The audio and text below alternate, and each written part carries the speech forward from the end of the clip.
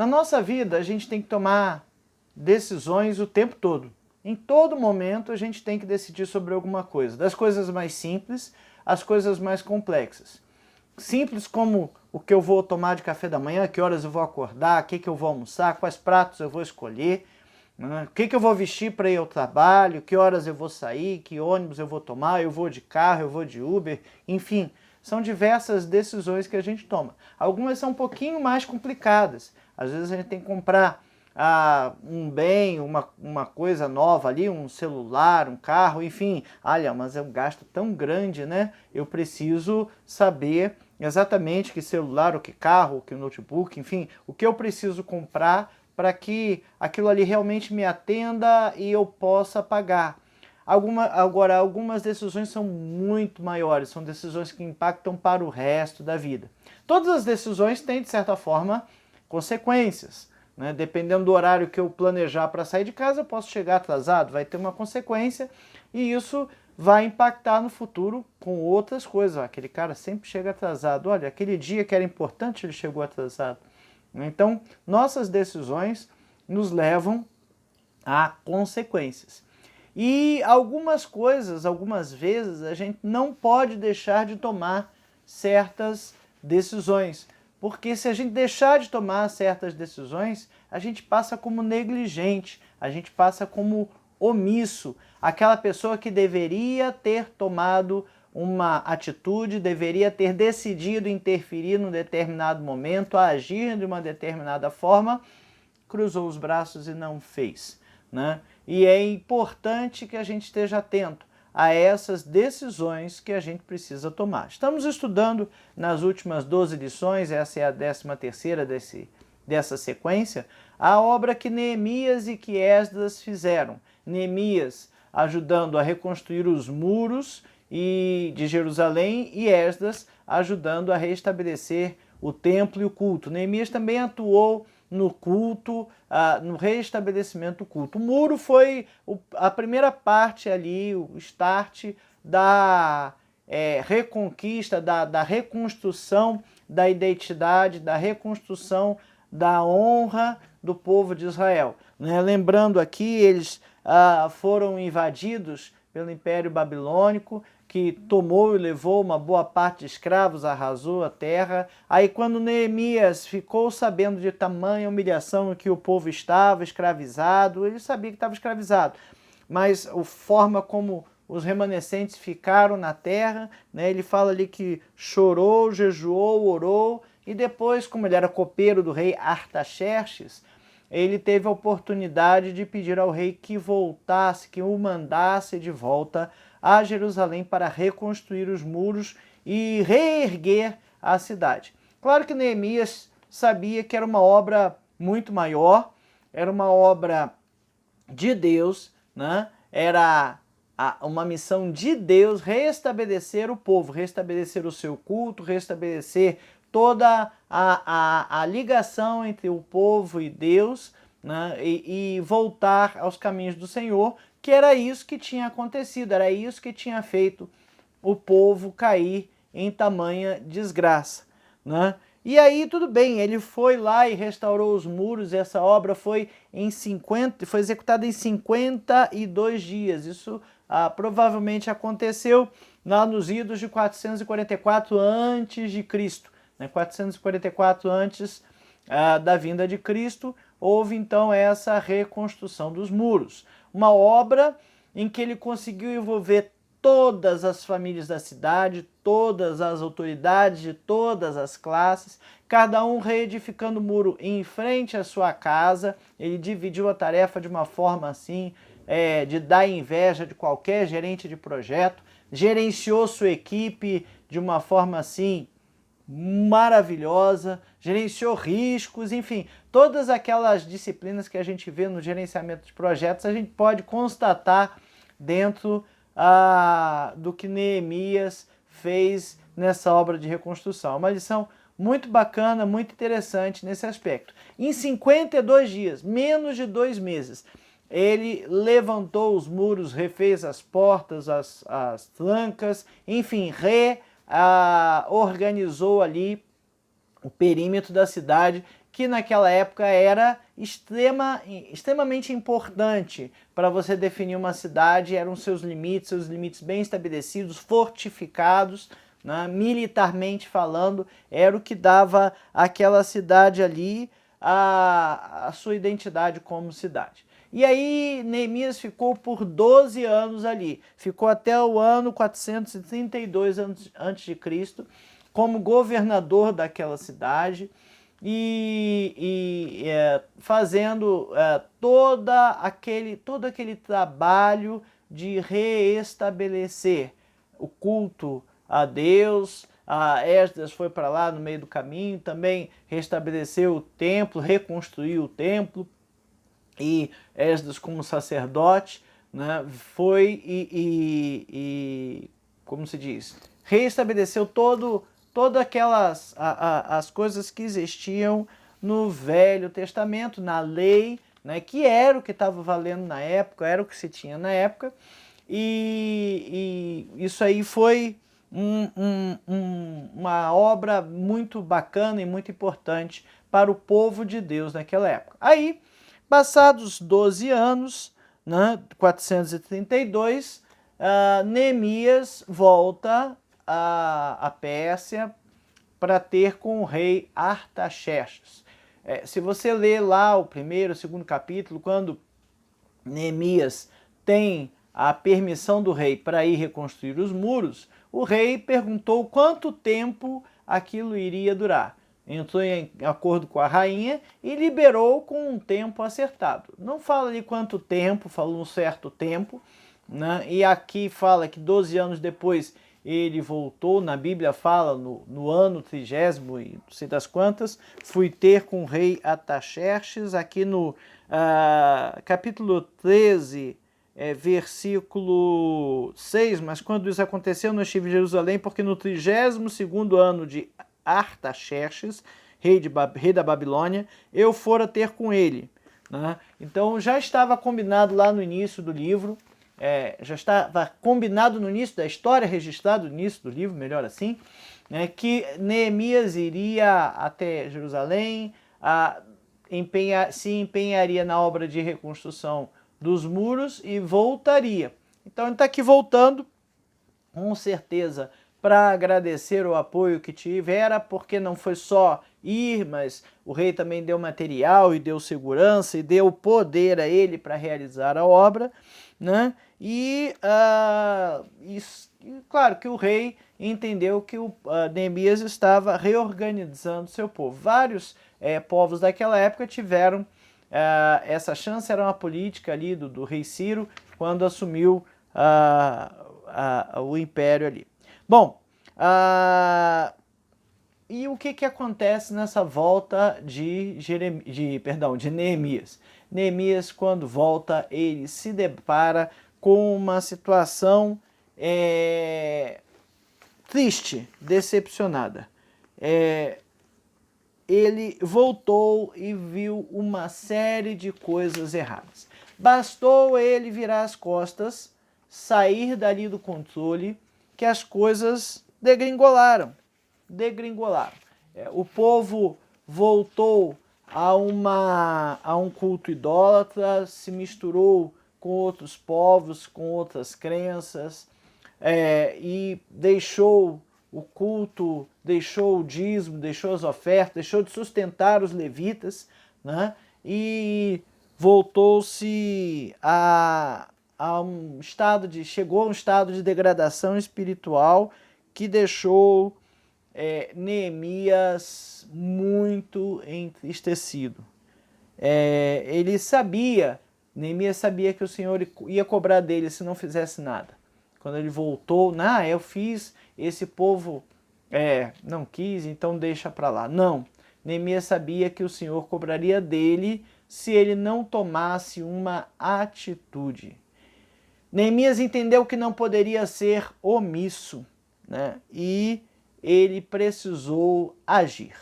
E agir ali significava agir de uma forma contundente, uma forma que não ia agradar as pessoas.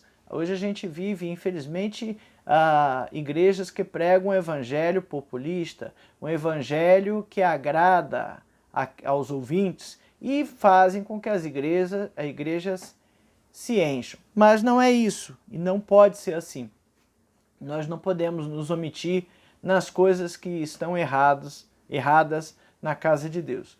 E Neemias fez isso. A grande decisão que Neemias teve que tomar, e acho que de repente ali pela narrativa do texto não fala que ele pensou o tempo, que chorou, não. Para pedir para voltar, Neemias chorou, jejuou e orou. Mas aqui, para corrigir as coisas da casa de Deus, não fala nada disso. Fala só, entrando de sola, eu fiz isso, eu fiz aquilo, eu vi isso e aconteceu aquilo. Neemias foi firme e não se omitiu. Nós precisamos não nos omitir nas coisas que estão erradas. Veja, não é brigar com as pessoas, não é criar intrigas, criar grandes problemas que tornem o ambiente tamanho desagradável. Mas a gente precisa trazer as pessoas à realidade, trazer as pessoas à palavra de Deus. Só assim a gente consegue confrontá-las e corrigi-las.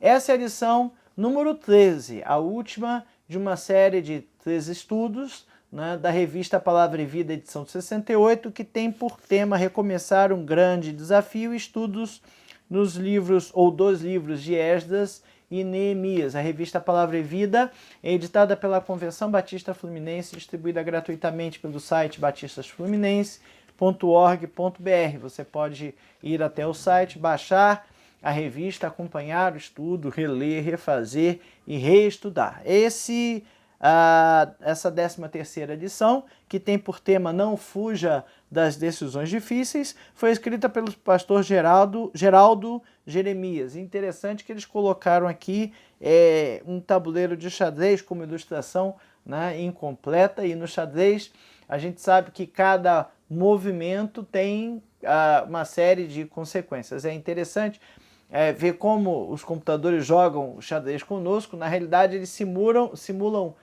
todas as possibilidades que eles podem até um determinado nível e tentam, dessa forma, ver qual o caminho que ele deve seguir, qual o movimento que ele deve seguir, qual o movimento mais favorável para chegar a um jogo vencedor, né? Então, cada movimento do xadrez tem uma consequência, isso é bem interessante, né? E eles colocaram aqui, o ilustrador da revista colocou um tabuleiro de xadrez. E aí você está lá, você pode, no momento do xadrez, ou tomar uma decisão que pode te levar à vitória ou derrota, ou desistir e já assumir a derrota, né? A gente não pode desistir. Vi uma vez um quadro também nesse mesmo tema, né? Com o tabuleiro de xadrez todo montado e o rei de um dos lados derrubado. Ou seja, o rei derrubado no tabuleiro de xadrez significa que eu estou desistindo, eu perdi a partida, né? E como o tabuleiro não tinha sido mexido ainda, só esse rei derrubado, isso como se diz, retratava que a pessoa tinha desistido antes de começar, né? Poxa, a gente não pode desistir antes de começar, principalmente quando a gente está tratando do reino de Deus, da obra de Deus e da obra dele em nossas vidas. Mas vamos lá. Primeira coisa que Neemias fez foi confrontar os infratores com a palavra de Deus. O nosso texto básico é Neemias 13, e os três primeiros versículos já começam assim. Naquele dia se leu para o povo o livro de Moisés, achou-se escrito que os amonitas e os moabitas não entrassem jamais na congregação de Deus, porquanto não tinham saído ao encontro dos filhos de Israel com pão e água. Antes assalariaram contra eles Balaão para os amaldiçoar. Mas o nosso Deus converteu a maldição em bênção. Ouvindo eles o povo esta lei, apartaram de Israel todo elemento misto. Então, estava escrito já na lei lá atrás, né, que os amonitas e os moabitas não poderiam entrar na congregação. E o que tinha acontecido? Estava tudo misturado, esses dois povos estavam misturados com o povo de Deus. Por que não podia? Por que estava escrito na lei? Porque lá atrás eles pagaram, né, ao profeta Balaão para amaldiçoar o povo de Deus. É bem interessante essa história, você pode ler lá em Números 22, de 22:7 a 24:9, um texto muito extenso, até a jumenta fala com ele, com Balaão, é bem interessante o texto, mas por conta dessa história toda, no final Balaão resolve bem dizer e não amaldiçoar o povo de Israel, né? Deus transformou a maldição em bênção, né? Mas por conta disso ficou escrito lá na lei de Moisés que esses povos não poderiam entrar na congregação dos israelitas. E o que o povo havia feito? Justamente o contrário, né? Esqueceram a aliança que Deus fez com o povo, esqueceram a forma como Deus protegeu, porque essa aliança era para amaldiçoar e na sequência ir ao encontro, ainda na ocupação da terra, né? Ir ao encontro ao povo de Deus e dizimá-lo, né? Era para guerrear e dizimar, eles entendiam que uma maldição ali iria resolver o problema, e a intenção era a das piores. E Deus não deixou que isso acontecesse. E aí, para trazer luz, né, a esse povo, o que foi feito? Foi lido, se leu para o povo no livro de Moisés. Achou-se escrito, está escrito aqui, que os amonitas e os moabitas não entrassem jamais na congregação de Deus. Lembra, olha aqui, a lei. Olha o que a Bíblia diz sobre o assunto, né? Quando a gente não sabe o que fazer, porque é uma decisão que a gente não sabe se afeta ou não nosso culto a Deus, nossa comunhão com Deus, se Deus vai gostar, se Deus não vai gostar, a gente vai ler na Bíblia. E talvez não, naquele tempo a Bíblia não era assim tão difundida como é hoje. Hoje não tem desculpa de não saber o que estava escrito, mas naquele tempo tinha. Porque se a liderança religiosa não pegassem os livros para ler para o povo, né, ninguém sabia, lembrava, decorava ou ouvia acerca daquilo, né? E aí, o que Neemias fez, e Esdras está junto com ele nessa aí, a gente lá no livro de Esdras acha referência a isso, né? Eles recordaram o passado ao povo e trouxeram a lembrança que Deus se opôs completamente a quem se propusesse a desobedecer os seus mandamentos, né? E o povo tinha feito tudo errado. Olha, bastou Neemias sair um pouquinho, quer dizer, pouquinho, não sabe certo tempo, ele não fala quanto tempo foi. De repente ali, como as viagens eram demoradas, grandes, de repente ele passou 5, 10 anos, sei lá quantos anos, né? E o povo degringolou, né? Começou a fazer tudo o que Deus não gostava, né? E ali começou então uma restauração do povo de Israel e Judá, né?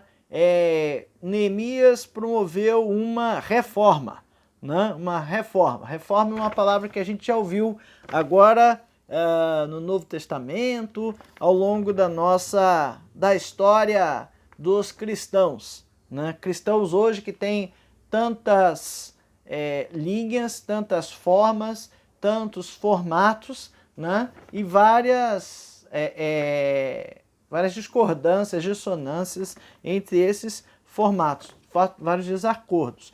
Mas essa reforma começou na palavra de Deus. Olha que interessante. Neemias e Esdras abriram o livro de Moisés, que era a palavra de Deus, era a lei que se tinha, e assim confrontaram o povo com as escrituras. Uma vez me falaram e me aconselharam com relação a filhos, né? Mas eu não sei o que eu faço. Olha, lê na Bíblia, né? Mostra a ele a Bíblia. Se ele não quer acreditar na Bíblia, não tem muito o que fazer. Mas se ele acredita em Deus, ele aprendeu a acreditar em Deus, aprendeu a ler a Bíblia, você vai e mostra na Bíblia que aqui, olha, aqui está escrito que não pode fazer. Né? Eu tive até umas passagens curiosas no passado, que infelizmente algumas escolas no passado usavam o Facebook para difundir conteúdos pedagógicos, né? E isso ainda era quinto, sexto ano, quinto, sexto, sétimo ano, né? Que a criança não tem os 13 anos exigidos pela lei americana para que uma criança tenha Facebook, né? E aí era muito fácil ter uma conta do Facebook, era só botar uma idade qualquer, uma data de nascimento qualquer. E os filhos às vezes vêm a gente perguntar se pode fazer, né? E aí, pai, pode? Aí a gente olha, e agora, o que eu vou falar, né?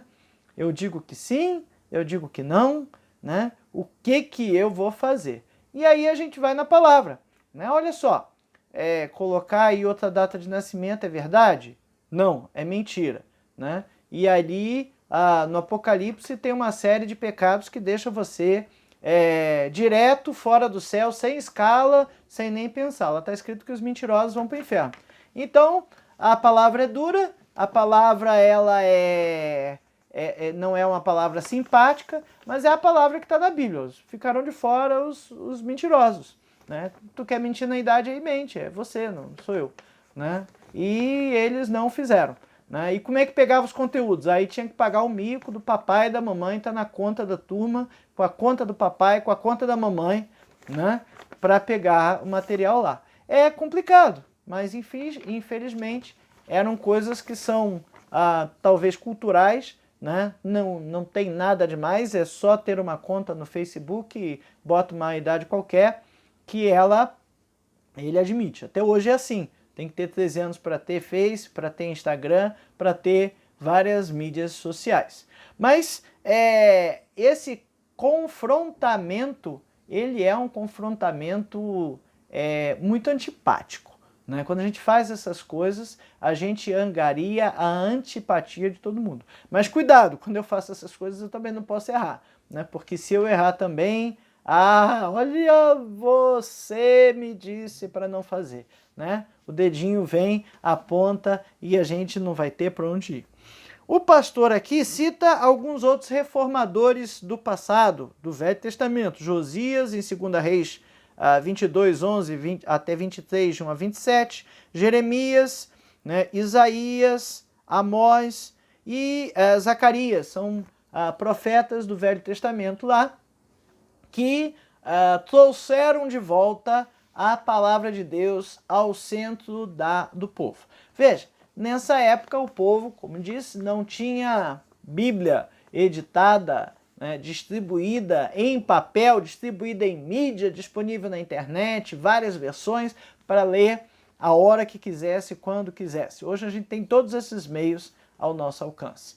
Né? E naquela época não se tinha isso. E aí acontece que a liderança ela acaba ficando responsável por conduzir uma boa parte do povo que não tem estudos, que não tem esclarecimentos, que não tem acesso à palavra. Ele coloca aqui, o pastor Geraldo Jeremias, ele coloca também Calvino e Martim Lutero, que são dois reformadores. Vários outros apareceram com movimentos às vezes menores ou localizados em algumas determinadas áreas, e ele cita aqui a tema, né, do Lutero, sola scriptura, né? Foi uma das motivações de Lutero para apontar à Igreja Católica naquele tempo, né, as coisas que estavam fugindo da Bíblia. Então, é interessante a gente notar também que Lutero falou que era sola scripturas, mas ele não praticou completamente isso, infelizmente. Né? A reforma que não foi completa é um dos tópicos aqui do livro Breve História dos Batistas, do pastor José Reis Pereira. É um livro antiguinho, né? Esse aqui foi editado em 87 pela Juerp, né? E ele cita aqui um fato interessante, que Lutero ele promoveu sim a reforma, né? Mas que ele continuou aceitando o batismo infantil e aceitando, capítulo 5, reforma que não foi completa, né? E ele continuou aceitando como membros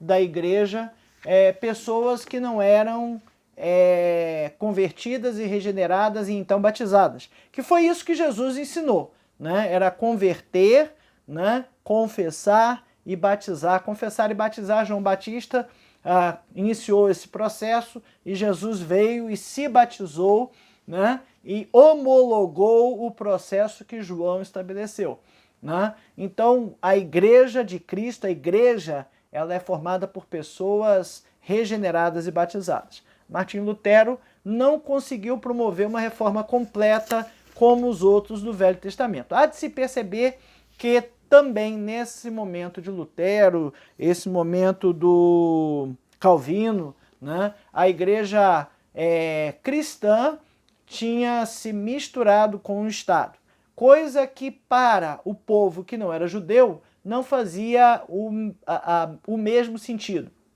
O povo judeu era um povo teocrático. Abraão foi chamado por Deus para ter uma nova nação, né? uma nação escolhida, né? E Abraão e todos os patriarcas conduziram de forma, digamos assim, centralizada o poder de Deus e o poder político, o poder militar. Então as três coisas eram uma coisa só, centralizada no patriarca. Lá em Moisés ele resgata um pouco disso, né? E depois o povo começa a pedir a Moisés e a Josué reis, e aí são estabelecidos juízes, né, para dividir o encargo do povo que estava numeroso, e depois o povo pediu reis, e enfim, a coisa foi mudando de foco, né? E o rei já se separou do poder eclesiástico, então tinha os reis e os sacerdotes, mas o rei, no primeiro momento, pelo menos, ele atendia os sacerdotes porque entendia que Deus dirigia uma boa parte do povo. Chegou no Império Romano, quando a igreja foi abraçada, ali foi misturada, né, a coisa se degringolou demais.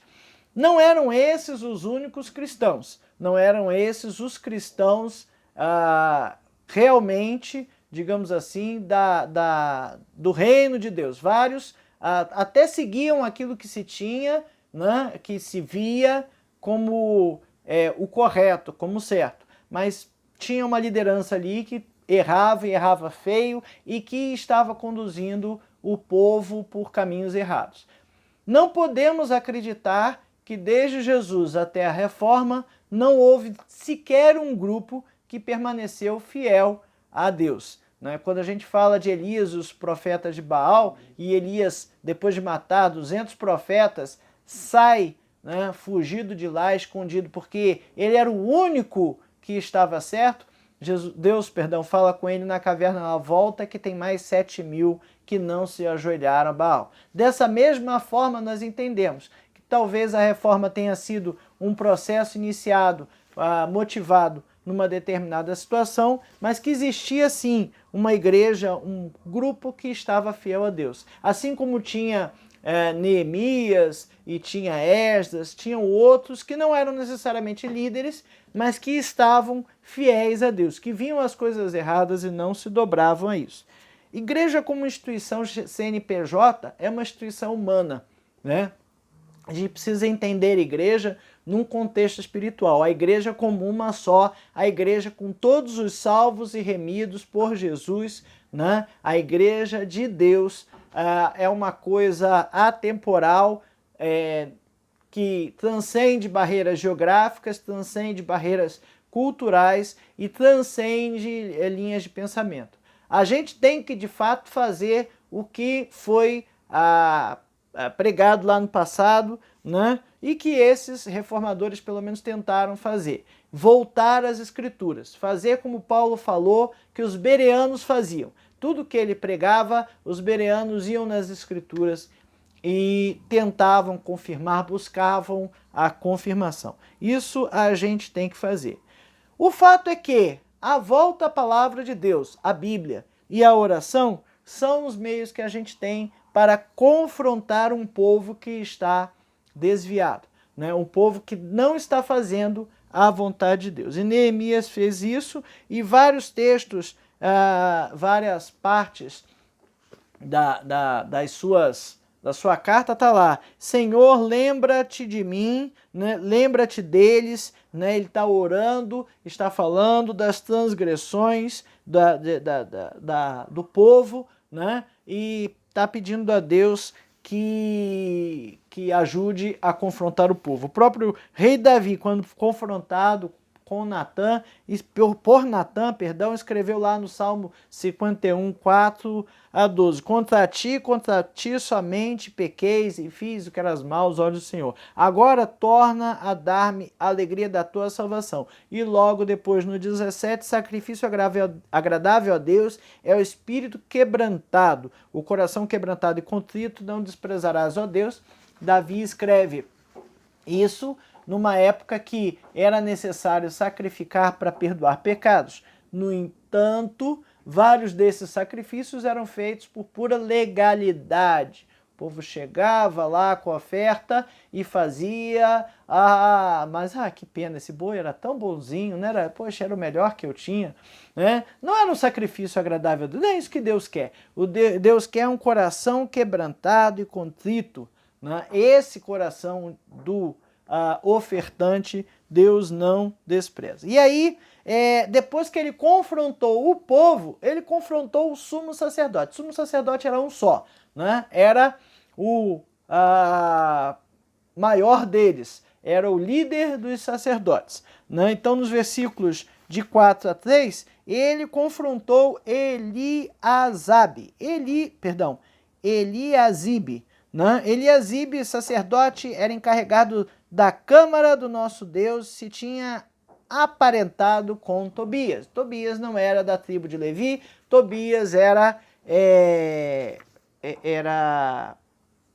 não era daqueles ungidos que poderiam entrar naquele momento. E ele se aparentou, casou com a filha de Tobias, né? E arranjou um quartinho lá, uma câmara para ele. E fizera para este uma câmara grande, onde antes se depositavam as ofertas de manjares, o incenso, os utensílios e os dízimos dos cereais, do vinho e do azeite, que se ordenaram para os levitas, cantores e porteiros, como também contribuição para os sacerdotes. O que ele fez? Então, ele se aparentou, casou com a filha do cara, né? E pegou uma parte do templo e cedeu para o Tobias morar. Não poderia ser, era um lugar sagrado, era moradia só de um pedaço da tribo de Levi, que poderia, só o sumo sacerdote poderia morar ali dentro, acho que alguns sacerdotes também. Enfim, tinha um povo que cuidava daquilo ali, que era eleito para morar naquela casa. E não poderia ter pessoas iníquas, pessoas pecadoras, né, indignas lá dentro, né? Mas quando isso aconteceu, não estive em Jerusalém, ele está falando que estava fora, né? Versículo 7, então soube do mal que Eliasibe fizera para beneficiar Tobias, fazendo uma câmara nos pátios da casa de Deus. Isso muito me indignou, né? E a tal ponto que atirei todos os móveis da casa de Tobias para fora da câmara. Então ordenei que se purificasse as câmaras e tornei a trazer para ali os utensílios da casa de Deus com as ofertas de manjares e o incenso. Ora, pegaram uma parte da casa de Deus, né, e separaram para um camarada viver ali. Não podia fazer isso, estava errado, né? E Neemias se sentiu ali, indignado com isso, né? Era uma abominação que alguém assim morasse lá dentro, né? era o sumo sacerdote, era o líder religioso naquele tempo, não podia estar fazendo isso. O que você está fazendo aí, meu? Não pode fazer isso, né? Não pode fazer. E aí Neemias, ele toca aquela bagunça, bota todo mundo para fora, para que Tobias para fora seus móveis, e ele ficou indignado. Eu pergunto a você, o que eu e você, com o que eu e você temos nos indignado na casa de Deus? Será que a gente tem feito alguma coisa com isso? Ou será que a gente tem deixado que o relapso, né, que pessoas relapsas, líderes relapsos, tenham feito coisas erradas, né? Neemias era o governador, era para ele ser o líder político, né? E ele era ético e comprometido, né? E ele não pôde ser compassivo com aquilo que estava acontecendo. Por mais éticos e compassivos que sejamos, quando se trata de abominação ao Senhor, devemos romper com tudo em defesa do reino de Deus. Será que a gente tem feito isso? Será que a gente tem rompido com tudo em defesa do reino de Deus, ou a gente tem rompido com o reino de Deus em defesa da ética, da compassividade, da paz, do amor, né? A gente não pode deixar com que as coisas nos afetem, né? Após esse confronto, Neemias partiu então para restaurar a adoração ao Senhor. O culto estava desleixado, a adoração a Deus estava desleixada, porque várias das coisas que existiam como regra de conduta, por algum motivo, muitas vezes tem uma regra, uma lei, a gente não sabe por que ela existe, mas é importante mantê-la porque aquilo ali condiz, mantém um determinado equilíbrio que precisa ser mantido, né? E a adoração estava totalmente desleixada, descompromissada com a obra de Deus. O povo estava secularizado, não era mais, não se comportava como um povo separado de Deus. Isso aborreceu Neemias. A gente tem visto isso na casa de Deus, tem visto isso na obra de Deus, o povo se afastando de Deus, secularizando o culto, né? E será que a gente tem se incomodado com essas coisas? Ele mostra aqui algumas características dessa secularização. A primeira delas foi o dízimo, né? Os dízimos e as ofertas pararam. Olha só, a tribo de Levi não trabalhava, a tribo de Levi não plantava, não criava boi, não fazia nenhum trabalho. Ela vivia exclusivamente para o culto, né? E para isso ela precisava ser sustentada, né? Também soube que os quinhões dos levitas não se lidavam, de maneira que os levitas e os cantores que faziam o serviço tinham fugido cada um para o seu campo. Eles voltaram para a terra das suas famílias, né? Para as suas origens, de onde eles vieram. Por quê? Porque eles precisavam de comida, né? A tribo de Levi tinha uma parte que era do templo, tinha uma outra parte que até vivia ali, mas vivia espalhado nas outras tribos, né? E se não tinha comida e não tinha dinheiro para comprar a sua comida, não tinha dízimos, não tinha ofertas. Hoje a gente fala dízimo como dinheiro. Naquela época o dízimo e a oferta era dízimo e oferta do que se produzia. Era levar gado, era levar legumes, verduras, enfim. Era assim que o povo do templo sobrevivia. Não era com dinheiro, não, né? Hoje a gente trata tudo como dinheiro, né? Com o salário que a gente recebe, a gente dá o dízimo, devolve o dízimo, né, com o nosso salário. Precisamos lembrar que tem pessoas que trabalham em prol da pregação do evangelho e por isso precisam de sustento, né? Há, infelizmente, várias igrejas que manobram economicamente com isso, enfim, é triste isso, infelizmente existe, e tenha certeza que Deus não gosta e não aprova esse tipo de ação. Mas nós precisamos sustentar a obra de Deus, né? E aquilo ali foi a primeira coisa que aconteceu. O dízimo, a oferta, é uma forma de adoração, né? Eu não estou entregando para o pastor, eu não estou entregando para a igreja, para o fulano, para o ciclano, eu estou entregando a Deus, né? Através daquela agência. E a gente precisa orar para que aquilo seja usado da forma correta e participar ativamente da vida administrativa da igreja. Nossas igrejas batistas, elas têm a personalidade jurídica estabelecida, independente, cada uma é independente, e tem assembleias e tem decisões que são tomadas baseadas no estatuto regulamentado, de acordo com a lei dos homens. Então, o problema que a gente vê é que muitas vezes as pessoas reclamam do que está sendo feito no nosso meio, mas não participam da atividade administrativa da igreja, que é aberta a todos. Existem outras denominações que não são assim. Os batistas são regulados, né, por uma assembleia, a assembleia é que decide tudo. Que nem condomínio, né? Não é o síndico que decide o que vai fazer com o dinheiro do condomínio, ele não tem essa autoridade. Ele precisa fazer uma reunião de condomínio, decidir em assembleia e a assembleia é que manda. Geralmente os estatutos de condomínio são assim, né? E os estatutos das igrejas batistas são assim.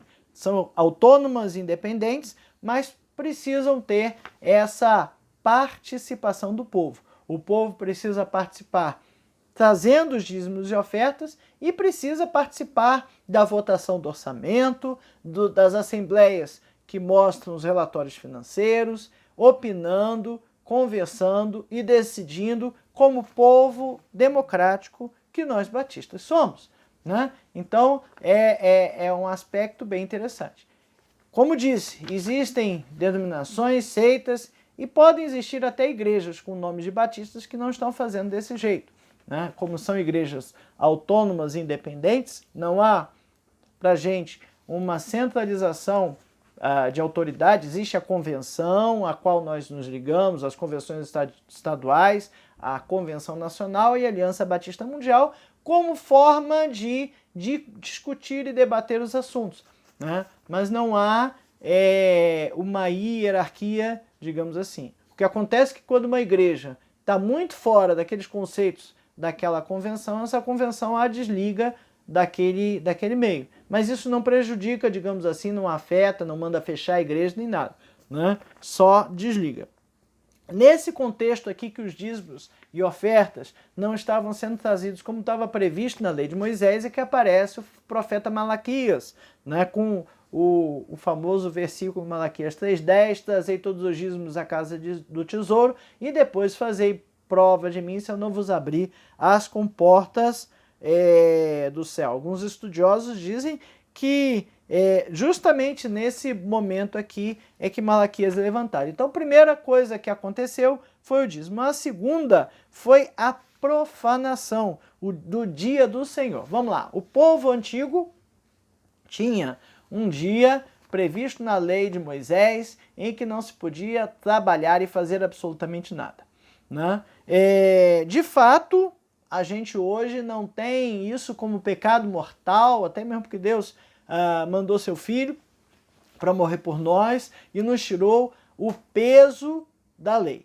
Isso não quer dizer que eu estou livre para trabalhar no domingo, né? A gente precisamos nos dedicar à obra de Deus e precisamos também descansar, né? Somos uma máquina térmica, dizia um professor meu, né? E se você usar uma máquina térmica por tempo demais, ela vai estourar, né? Ela não consegue sobreviver muito tempo. Seu tempo de vida útil diminui, né? Lembremos que Deus criou o mundo em 7 dias, não é isso? Não, ele criou o mundo em 6 dias.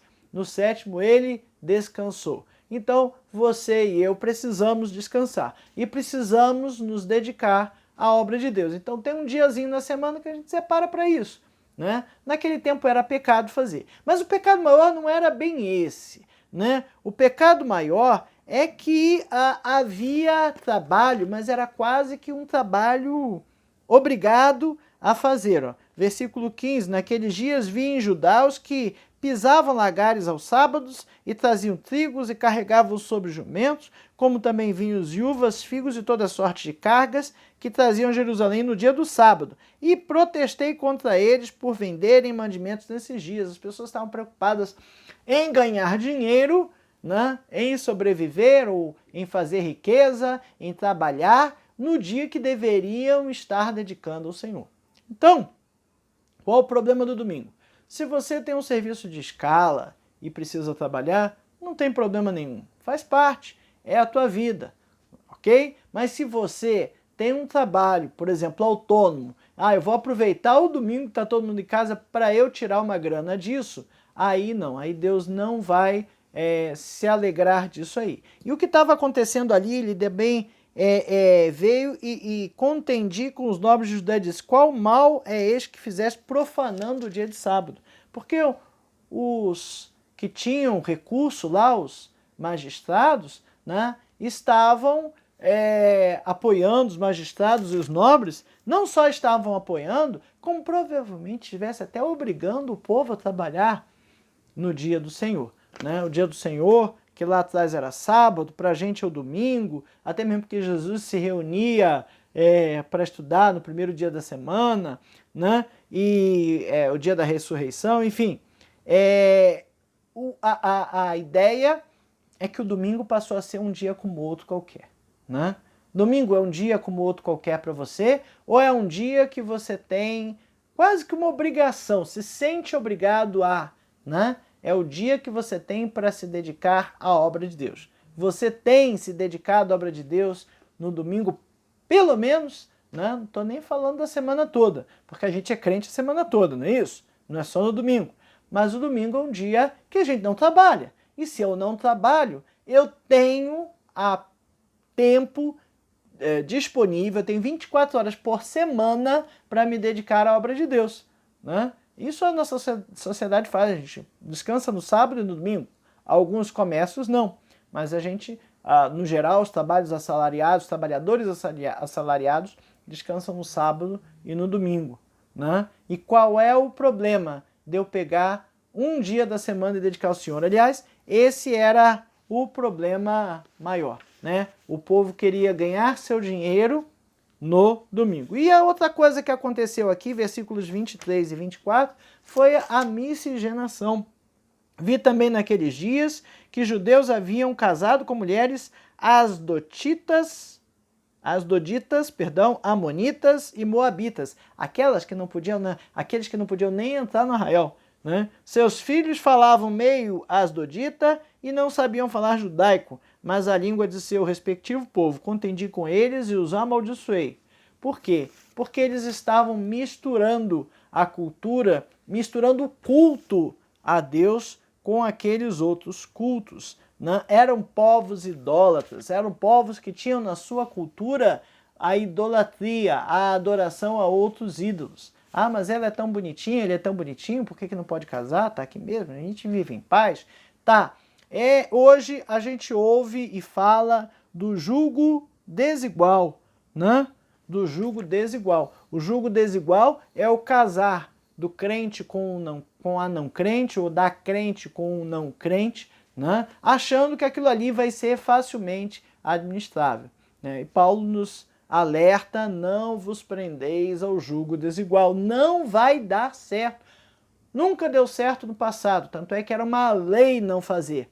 Né? Deus não queria que o povo, proibia que o povo se ligasse por casamentos a outros povos. Né? E Paulo vem nos alertando que a gente não deve se prender ao jugo desigual. Né?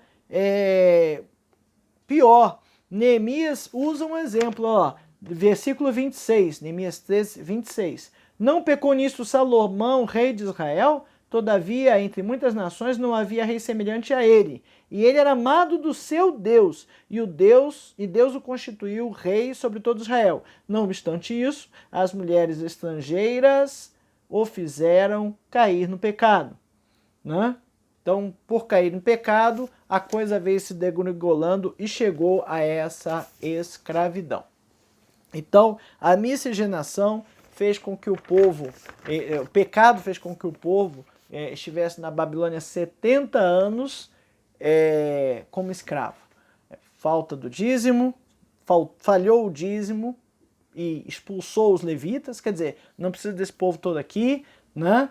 botou gente, Tobias, mas esse foi o sumo sacerdote, o dia do Senhor perdeu sentido, o culto ao Senhor perdeu sentido, e houve toda uma miscigenação, uma secularização do culto. Isso que aconteceu. Sabe, a gente às vezes traz elementos do meio externo para o nosso culto. É tão bonitinho, vamos atrair os jovens, não é isso? Frases desse tipo eu já ouvi várias vezes, mas a gente tem que ter cuidado com o que é que a gente está fazendo. Por que que a gente está fazendo?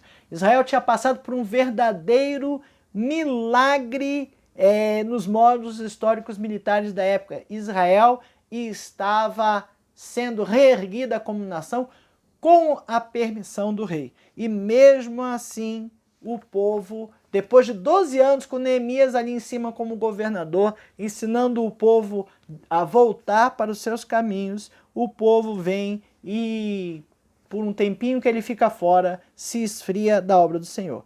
E aí, dos versículos 25 a 31, narra uma ira santa de Neemias, né? Ira santa porque ele diz que espancou alguns, arrancou o cabelo de outros, conjurei por Deus dizendo, não dareis mais vossas filhas e vossos filhos, e não tomareis mais suas filhas, nem para vossos filhos, nem para vós mesmos, né? Neemias ali, olha, tocou aquela bagunça ali, né? O espancar, que era um castigo estabelecido na época, ele tinha autoridade do rei Artaxerxes para fazer isso, ele era governador, então mandou espancar. Ah, era certo, era errado? Naquela época era comum, né? O espancamento era comum. E essa época veio até mais ao início da era cristã. Você pode ver que Paulo ali foi espancado, os outros apóstolos também foram chicoteados, enfim, vários tipos de espancamento vieram, veio até a Idade Média, enfim, né? Teve outros exageros também de queimar, isso não estava previsto, mas o espancamento, a vara,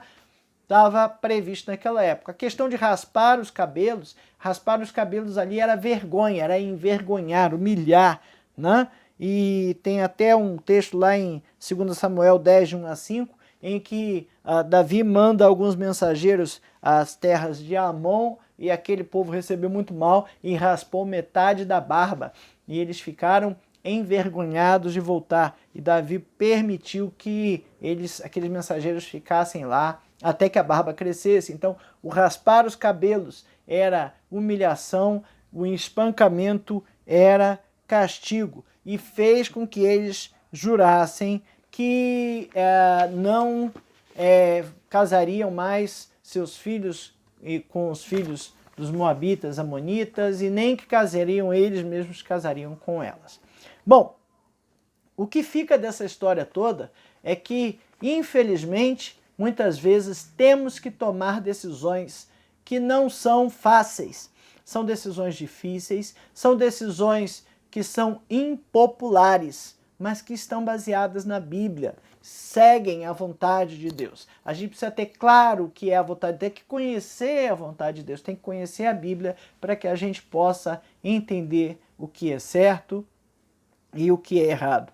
Não podemos nos omitir. Talvez aqui o título da lição melhor não fosse não fugir das decisões difíceis, mas não se omitir, né? A gente precisa entender, identificar as coisas que não agradam a Deus. As pessoas que estão fazendo isso, se são líderes, precisa chegar para o líder, não precisa pegar, né, e submeter o espancamento. Hoje vai dar ruim se a gente fizer isso. Mas a gente precisa chegar para o líder e conversar com ele. Olha, isto aqui não está batendo com a Bíblia. Não me parece correto. Aqui, ó, a Bíblia está dizendo que não é para fazer, por que estamos fazendo desse jeito? Por que esse tipo de comportamento do mundo está vindo para a igreja? Que base tem na Bíblia para fazer? Né? Muitas coisas se pergunta hoje a respeito de se crente pode beber, crente pode fumar, pode fazer tatuagem, pode isso, pode aquilo. É conveniente? Está escrito na Bíblia ipsis literis, né?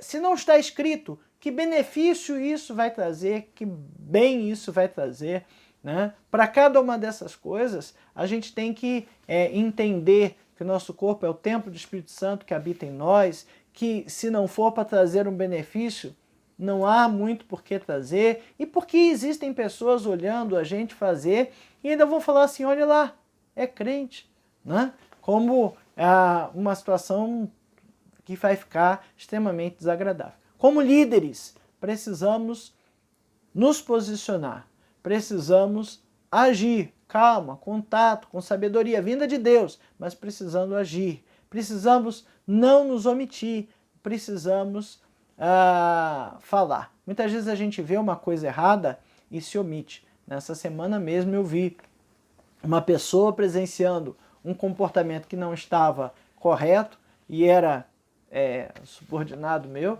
né? E eu esperei para ver, o cara não vai falar nada, né? Aí uma mais moderna ainda falou, né? E depois eu cheguei como, tem que chamar atenção. Ah, mas é que ele não gosta de encher a paciência com isso. Falei, olha, não é opção, é obrigação. Não é opção nossa achar que deve ou que não deve falar alguma coisa, né? Não vamos achar a igreja perfeita. Nunca vamos achar uma igreja perfeita. Sempre vamos achar uma igreja que tem algumas coisas que não concordamos, né? E algumas coisas que não gostamos. Mas a gente não pode deixar que a Bíblia, que a palavra de Deus seja afrontada. A palavra de Deus tem que estar no centro das nossas vidas.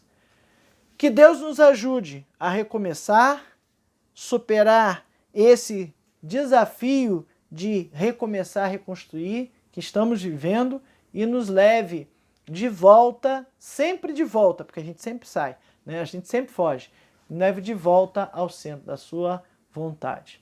Fique conosco nos próximos estudos, né? Iniciaremos na semana que vem uma nova sequência de estudos. Que Deus nos abençoe.